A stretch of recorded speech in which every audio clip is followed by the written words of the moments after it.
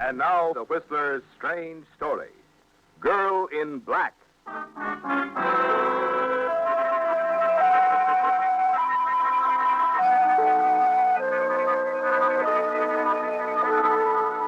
The big city that only a few short months ago had held so much promise and excitement for Margaret Dale now seemed empty and vacant, and she felt terribly, frighteningly alone.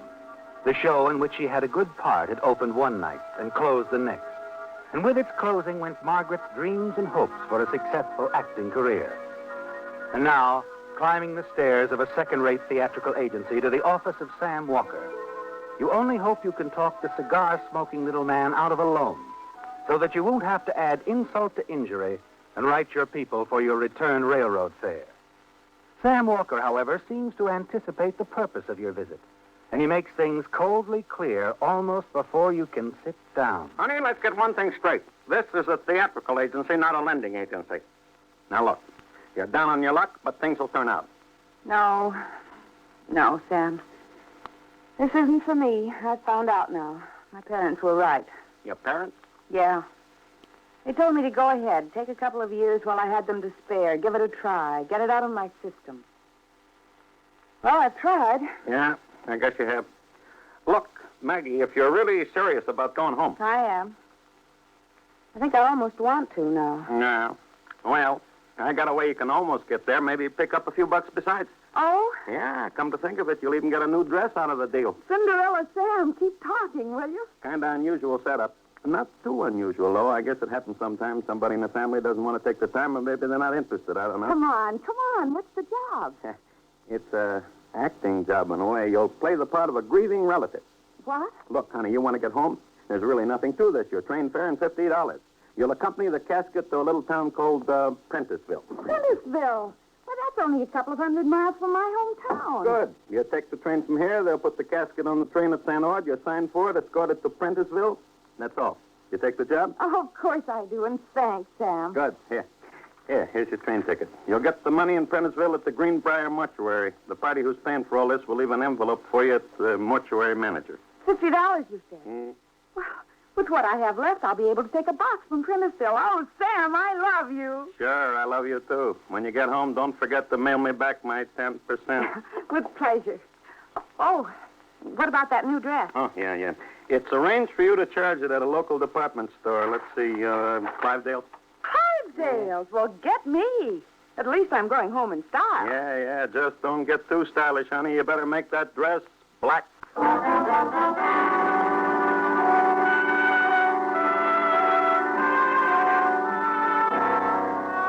It's a strange role to play, isn't it, Margaret? And yet you don't mind.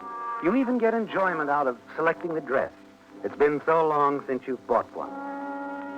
On the train, you find the ride restful and pleasant, and any misgivings you had about your assignment have vanished. But as the train stops at St. Ord, you find the little station framed in a damp, ominous fog. And as you present yourself to the baggage master and catch sight of the casket, a strange feeling of dread comes over you. Margaret Dale. You relative? No. Just helping out the family. Rather unpleasant duty for a pretty young girl. Nasty night, too, all this fog. Oh, I don't mind. It's not foggy inside the train. Oh, isn't it the truth? Little moving world of its own, isn't it? Oh, the casket's being put in the baggage car now. You can get back on any time. Thank you.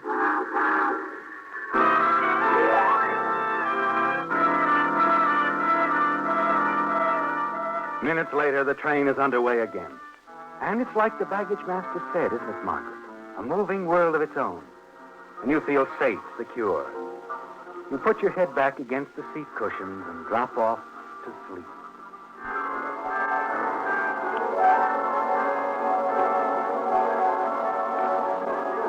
The fog is worse in Prenticeville. You feel as if you're in a dream or a play, and everything that happens seems only like impressions. The casket, taken from the train, moved through the fog into a waiting car. The train pulling out and leaving you alone with the man from the mortuary. I was told there'd be an envelope here for me. Do you have it with you, or were you expecting me to pick it up at the mortuary office? Envelope? Oh, yes, there was one. I'm sorry, miss, but I left it in the office. I'll be happy to mail it to you in the morning. No, No, I have to have it now. I'm leaving Prentice-ville as soon as I can get a bus. Very well, miss. This way. You can ride out with me.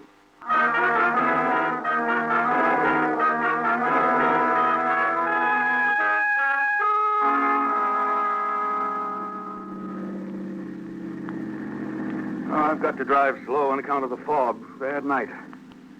I guess it was good for that chap that escaped from San Ord, though. Did you hear about it? No, what happened? A lifer escaped. It was on the radio earlier. Come to think of it, it must have been a couple of hours before your train stopped at San Ord. Oh? I didn't hear anything about it. Perhaps the news flash wasn't on yet. Fellow was a lifer. Mace Murdoch. Certainly gave them the slip. Must have had it all very carefully timed. Went over the wall and disappeared completely. Gives me the willies. People like that wandering around. Oh. Here we are. You wait here, and I'll go in and get your envelope for you. While you're in the office, would you call a cab to take me to the bus station? Certainly. You better come on in and wait in the front office, miss. Thank you. Oh, I forgot my handbag. What? My handbag. I left it on the seat of the car. Never mind, I'll get it. Well, the office is right off here when you come back, miss. Thank you.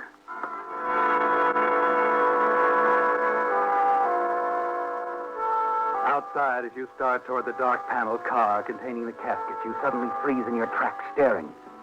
There's a man emerging from the door at the rear of the car. A tall, sturdily built man in prison garb.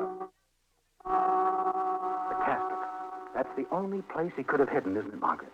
You gasp and open your mouth to cry out, but he's upon you before there's any sound. He claps a hand over your mouth, and with his free arm drags you back into the shadows of the platform. Be quiet and you won't get hurt. Here they come, my pals.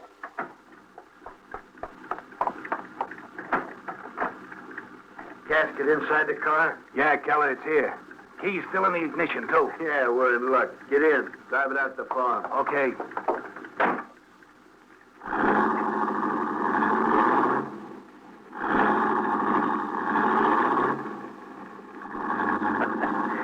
So long, boys. What a surprise you got coming. Okay, when he comes back out, just describe exactly what you saw happen. No more, no less. Exactly what I saw, I understand. Oh, here's your envelope, miss. Your taxi's on its way out here now. What's the matter? The car with the casket. They're gone. Somebody drove up. Two men. One of them drove it away. Two men. Yes, one of them got out, got in the mortuary car and drove it off. The other one followed him in the car they drove up in. They said they'd meet out at the farm or something like that. Oh, I can hardly believe it. It never happened before. It happened just now, just as I told you. There was nothing I could do. I didn't dare call No, out. of course not. Police. I've got to call the police. I'm going inside and call the police. Hold it, sister. Not leaving you here to tell them what else happened. Just before the truck was stolen, the dead came to life, huh? You're the one they're looking for, aren't you? Murdoch, the killer that escaped from the prison near San Ord. You were in the casket when they put it in the train. That's right. Specially built, with plenty of ventilation, real comfortable. There wasn't anyone dead. No one. Now, come on. The man went to call the police. This is no place for you and me. Oh, please, go on without me. There's nothing more I can do. I won't tell anyone about you. I'm just an actress on my way to my hometown. If you're a good girl, you'll get home okay. An actress, huh? Well, you can act like you're married to me. I can move around better that way. The police won't be looking for the two of us together. You won't get away with it. Not in those clothes. In this fog, I can make it to an apartment where I'm picking up some different clothes and a car. After that, we'll hit the road.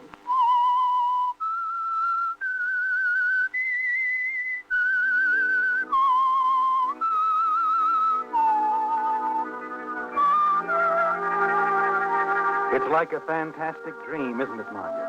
And you can't believe it's really happened to you, but it is. And now, Mace Murdoch, holding you tightly by the arm, hurries you down the darkened side street. Mace Murdoch, convict, who escaped the police through a prearranged plan, hiding in the casket you accompanied on the train from San Ord. He can't let you go, can he, Margaret? No, because he's afraid you tell the police, so he's decided to take you with him. And you wonder where and how it will all end. There's one thing you're certain of. When you're of no further use to him, he'll kill you, won't he? 10 minutes later, the two of you hurry into a small apartment building.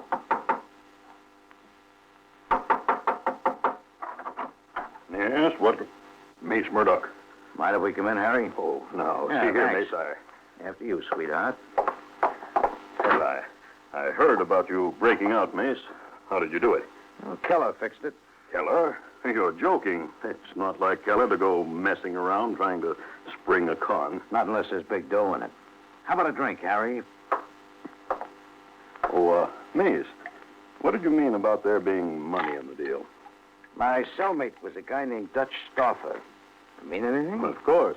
He got picked up on a bank job about 5 years ago, $100,000.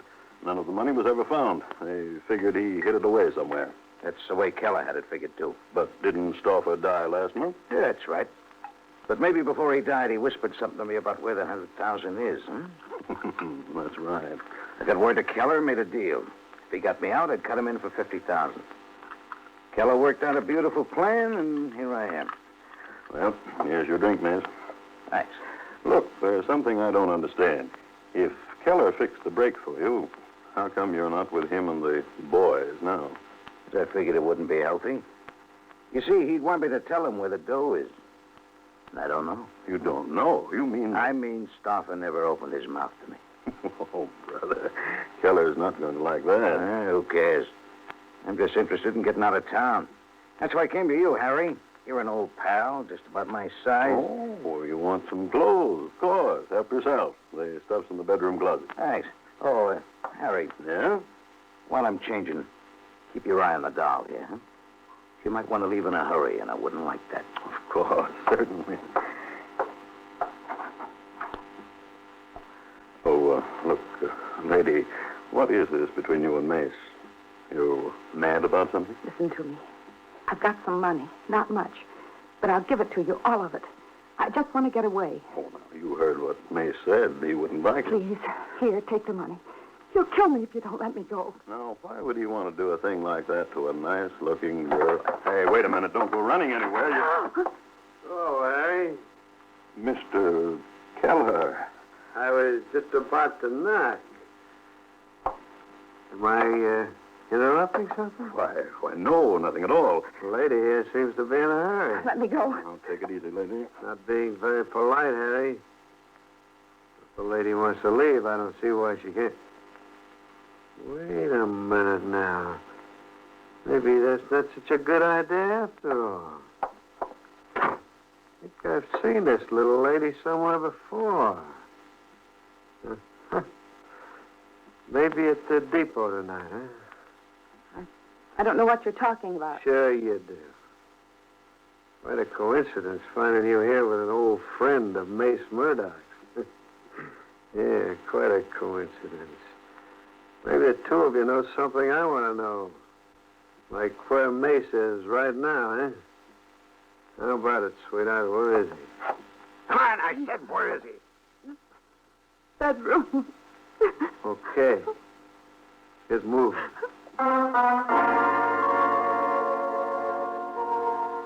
Keller draws a gun from his pocket and, using you as a shield, forces you toward the bedroom door.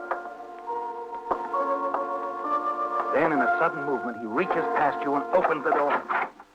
You stand there, paralyzed with fear. Nothing happens. And then you see why. The bedroom window is wide open, the wind blowing the curtains into the room.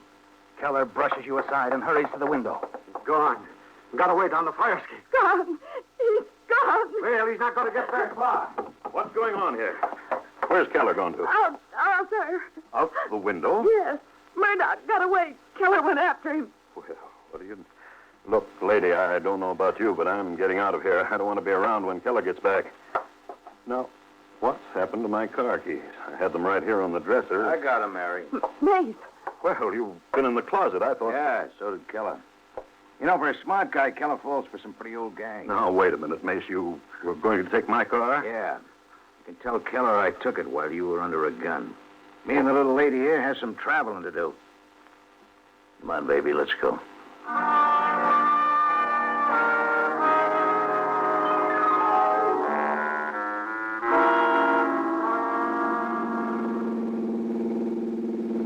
that town we're coming into up ahead, sweetheart? Colby. Looks sort of busy for this time of night. Hey, maybe they got a dance going, huh? That's right. You seem to know an awful lot about this part of the country. My hometown isn't very far from here. Oh, that's all. Never figured you for a small-town girl. Hey, look. Better move in closer to me. Put your head on my shoulder. What? Put your head on my shoulder and shut up. Police car parked at the corner. Yeah, that's better. Now we're just a guy and his girl out for a little drive. Mace, What? I've done everything you asked me, haven't I? Sure. You've been a good girl. So? You're in the clear now. Over 150 miles out of Prenticeville. The police There's won't... still state cops to watch out for. Like those two we just passed. We'll be coming into my hometown in another hour or so. And you want me to drop you off, huh? I wouldn't say a word to anyone, Mace. I wouldn't. Ah, I know. I'm not going to give you that chance. Mace, listen. Keep your head down. Right there on my shoulder where it's supposed to be. Now, forget about your hometown, sweetheart. I'm not letting you out of my sight yet. Not for a good long while.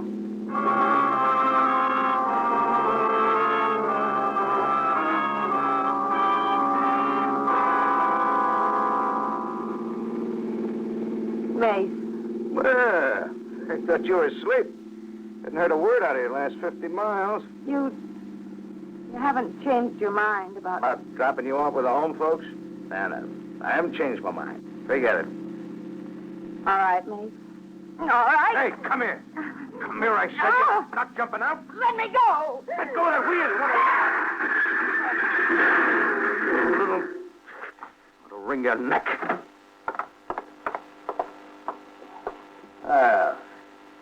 Sure did a nice job. Real nice job. Smashed in the whole front of Harry's car. Well, we walk. Oh, this is great. The storm coming up. Walk To where? the next farmhouse, I guess. See if we can pick up a car or a ride. All you did was make things tougher for both of us. Come on, get out of the car. Go on, get moving. We might have quite a hike ahead of us.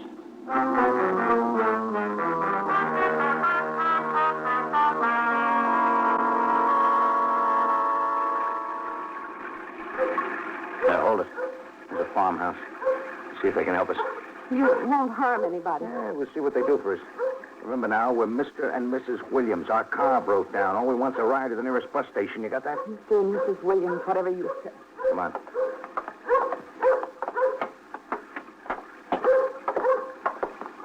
No tricks now. No.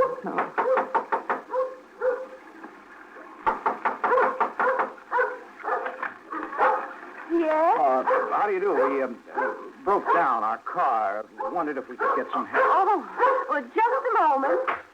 An old lady, we're in luck. Just don't hurt. Oh, young folks, well, come inside. Brucey, now you stop your barking. Now everything's all right. I'll get the lights on. Well, there we are. What? Miss Margaret. Margaret Vale, isn't it? That's right. I don't think I remember you. Oh, I'm Mrs. Bell. No, you wouldn't remember me, child. Goodness, we've so few visitors out here, but you live over in Midvale, don't you? That's right, and it isn't Miss Vale anymore, Mrs. Bell. Oh? No, it's Mrs. Williams now. Well, how nice. How very nice for you, my dear.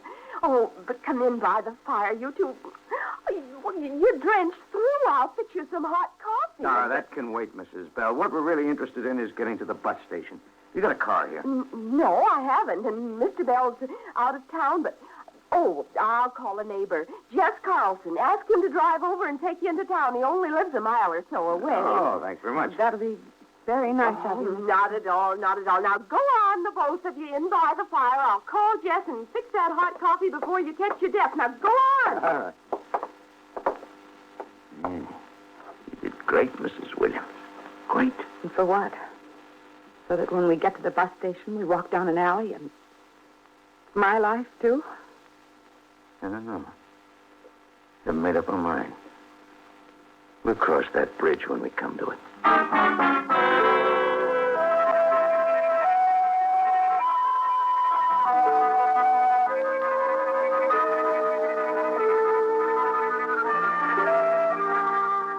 had been a terrifying ordeal, hadn't it, Margaret? A nerve-shattering nightmare that had its beginning when Mace Murdoch, escaped convict, forced you to accompany him in his flight from the police. And then suddenly it was all over.